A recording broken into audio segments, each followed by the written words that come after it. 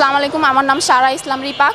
আমি ইংলিশে honours complete করেছি, এখন মাস্টার্সের জন্য অ্যাপ্লাই করছি। এখন কিন্তু আমরা প্রায় দেখতে পাই যে অনেক শিক্ষিত ছেলেমেয়েরা বলেন, কাপল বলেন, প্রায় এরকম রাস্তায় ফুড স্টল নিয়ে নামে।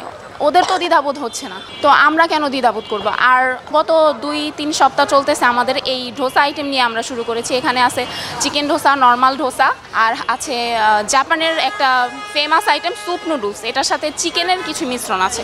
আইডিয়া পেয়েছি আমার ছোট বোন থেকে, সে জাপান থেকে আসছে পড়াশোনা করে। 私の名前はサンジデイスラムメヘクです。日本で勉強して今バングラに住みに来ました。家族と一緒に。বাংলা আসলে কি?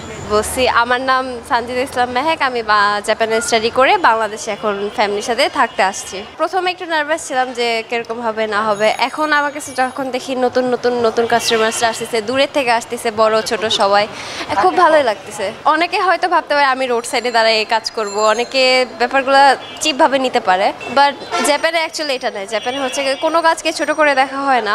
আমার মেয়েরা এইটার সাথে ওরা আমাকে উৎসাহিত করছে, বাবা তুমি এ ধরনের কাজ যখন করতে চাচ্ছ, তুমি 3 বছর ধরে আমি সংগঠনের কাজ করছি, তো আমাকে সাথে নাও আমাদেরকে। আর ওরা যখন এই গিয়ে ভার্সিটি কমপ্লিট করে, ইংলিশ অনার্স কমপ্লিট করা, জাপানে পড়াশোনা করা মেয়েটা যখন রাস্তায় দাঁড়ায় কাজ করতেছে, আদার্স তরুণরা, আদার্স স্টুডেন্টরা কিন্তু উৎসাহিত হবে এবং ওরাও কর্মমুখী হবে। উন্নত দেশগুলোতে দেখা যায় এরকম যে রাস্তায় অনেকেই অনেক ধরনের কাজ করছে, এমনকি রাস্তা পরিষ্কার করতেছে, ঝাড়ুও দিচ্ছে। তো আমরা কেন পিছিয়ে পড়ে থাকবো? আমরা কেন ওই দেশগুলোকে ফলো করবো না যারা আমাদের থেকে উন্নত? খারাপ কখনোই লাগে না, একটু নার্ভাস লাগছে যে সবাই এই আইটেম তো কেউ বাংলাদেশে চলে না, সো বাংলাদেশের মানুষজন খাবে কিনা এটা নিয়ে একটু নার্ভাসনেস ছিল, বাট আস্তে আস্তে যখন দেখছি সবার কাছে অনেক ভালো লাগতেছে, আমার কাছেও ভালো লাগছে।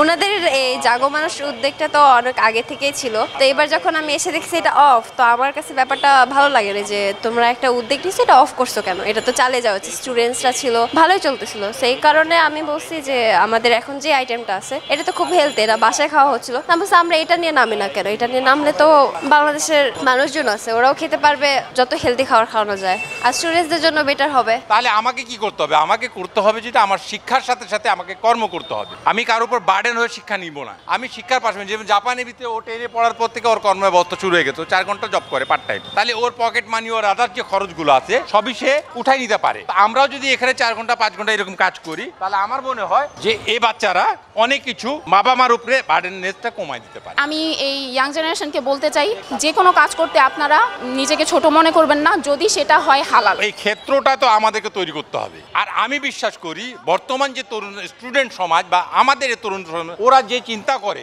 এই চিন্তাকে দেখে আমি কিন্তু উৎসাহিত হই যে না, এরা আমাদের থেকে অনেক ফাস্ট, এদের কাছে শেখার আছে, জানার আছে, এরা যেটা দিতে পারবে ওটা আমাদের থেকে অনেক ভালো হবে, অনেক উন্নত হবে।